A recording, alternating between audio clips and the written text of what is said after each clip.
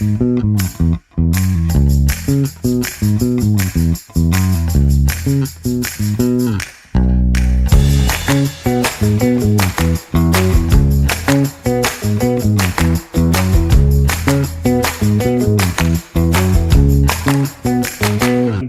I'm Pharmacist Paul from Medical Cannabis Research Australia, and by way of disclaimer, the following webinar is for information and educational purposes only. Viewers should consult with their own qualified and trusted healthcare professional for any medical concerns of their own. So today's webinar is on authorised prescriber, Dr. Jim Connell. Jim is the Chief Medical Officer of the Cannatrek Group, and he started really early days in 2017. He started seeing patients and has also been involved in education and product development, formulation and manufacturing. Welcome to the show, Jim.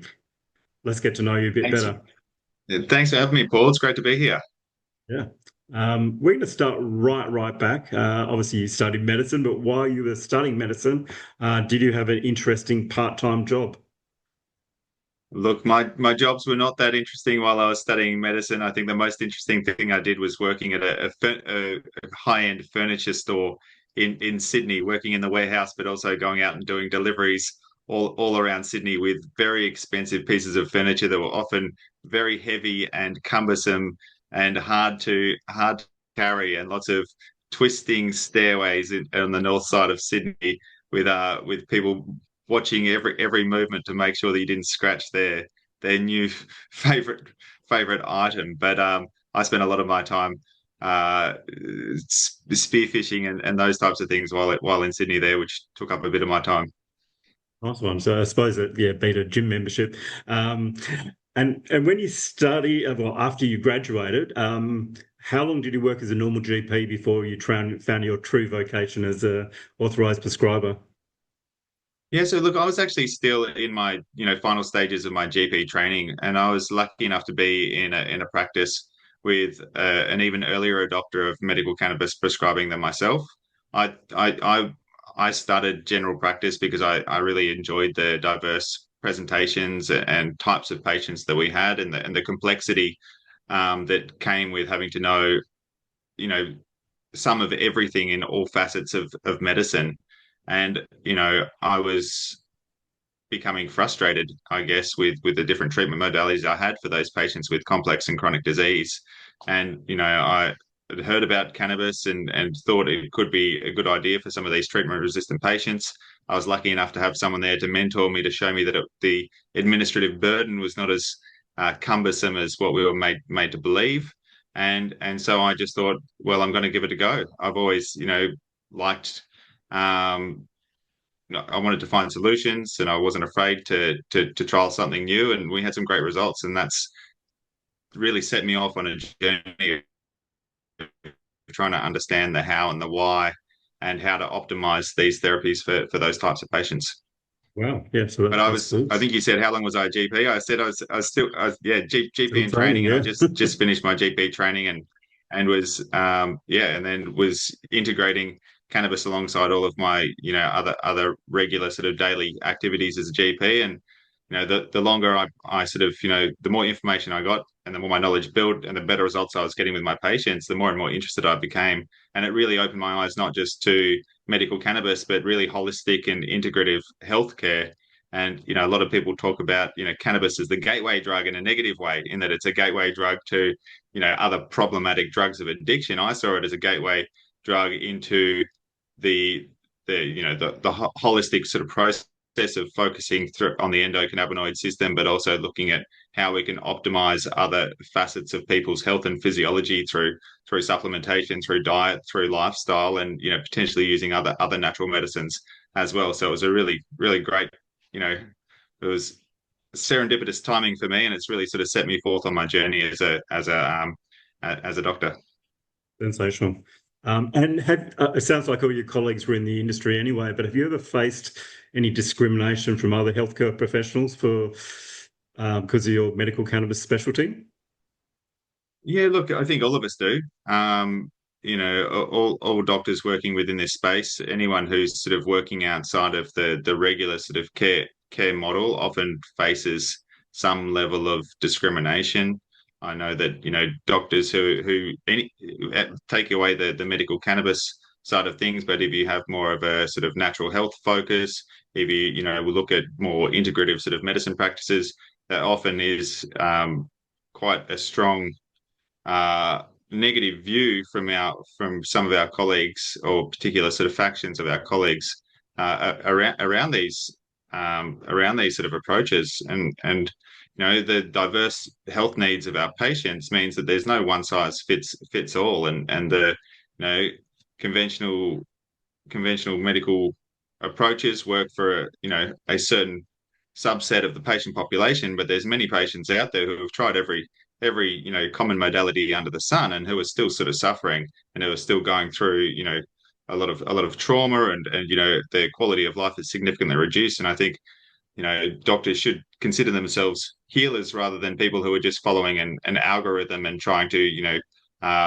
create a diagnosis and fit people into a box. So we need to look at all of these other therapies and other modalities that are out there, and as long as we're using tools that don't have a high risk of harm or a high burden, or a high side effect burden, then I think it's worth giving these things a try, because each you know each person has their own unique physiology, and what works for one is not always going to work for another. So we need to have options available. The GPs do play a lot in the grey area anyway with normal medicine. And what led you to develop your own product line? Yeah, so I was very clinically focused with my cannabis care. I was at a point in my life where I'd been working with cannabis. This is start of 2020. I've been working with cannabis then for about 3 years and had really seen the benefits to a range of patients. And as I mentioned, I had that holistic sort of health focus, and I was going to open up an integrative health practice here where I am in Noosa, that was focusing on upregulating and supporting the endocannabinoid system. So working alongside psychology and osteopathy and potentially Chinese medicine and these types of things. But COVID struck, and setting up a business like that became untenable with all of the restrictions.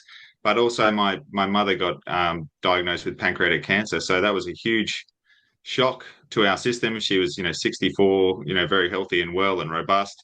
She lived down in Victoria, so I packed up my family in Queensland and we shot down to Victoria, packed up in our little caravan, and just got to Victoria 2 days before the borders closed on us, and we were there with mum. And I felt privileged that I had this extra set of tools that I could use to help her through her cancer journey, but was finding, after delving deep into the research of all of the different compounds within cannabis and its potential to, help manage the symptoms, but potentially help improve the outcomes related to cancer, I saw that we just didn't have the diversity or the differentiated sort of products that I wish that I had to use for mum, and to also use for my patients as well.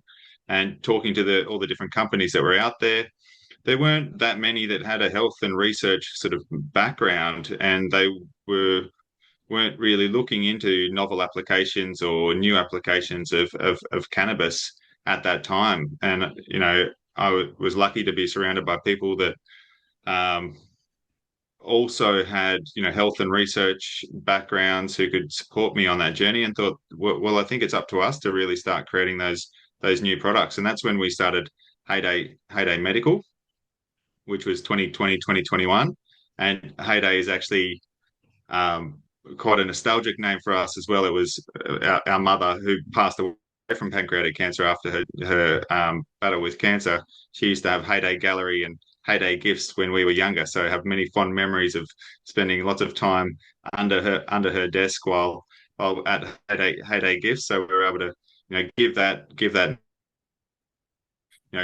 thought it was very appropriate for trying to give people back their life and bring them back to their heyday as well. So that's where the product development journey began, and it's obviously evolved over time to now we've been acquired by Cannatrek and are now part of the Cannatrek group, and I'm working as their chief medical officer. But the Heyday brand is one of those sub brands within that portfolio, and we have now more capacity to engage in new product development, creating more targeted and specific tools for different patient populations. Because as we mentioned with conventional medicine, there's each patient, even if they have the same condition, might have a very different presentation or set of symptoms, and we want to create the most targeted therapies that are best suited to that particular condition or patient. And we're at a point where we're now able to do that, which is extremely exciting. It's really cool story, the origin story of the Heyday name. And is there one area of research that you feel particular need? None of the main ones, but is there one specific medical condition that needs a lot more research?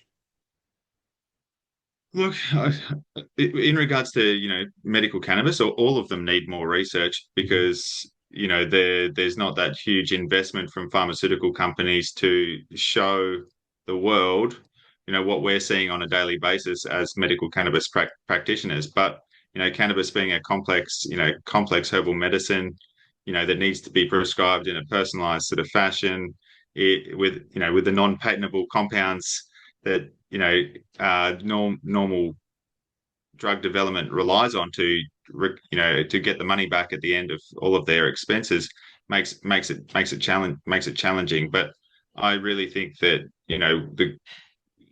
some of the biggest issues we have in our in the world at the moment in sort of in first world countries is iatrogenic illness from overprescribing of other medications and polypharmacy, and or other problematic drugs like opioids or benzodiazepines or neuropathic pain medications. And really, I think cannabis is a phenomenal tool for reducing polypharmacy because it works so broadly, and it can really help reduce the morbidity caused by some of these other powerful drugs. Yeah, thanks for that, Jim. And you will be speaking at the Cape to Cape for Cannabis in April. We're really excited by that. It's a 4-day event from April 17 to the 20 with an educational event in the beginning and 3 days of walking and network functions. We're going to be walking through scenic Margaret River with the highlights of the Cape to Cape. There's a little bit of cardio involved. Have you been training?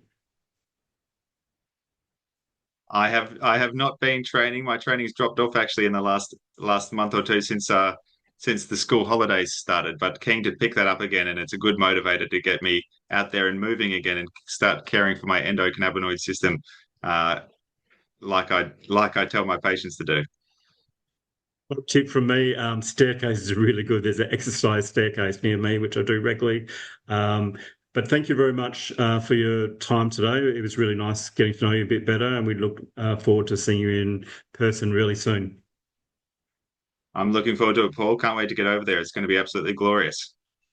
Thank you.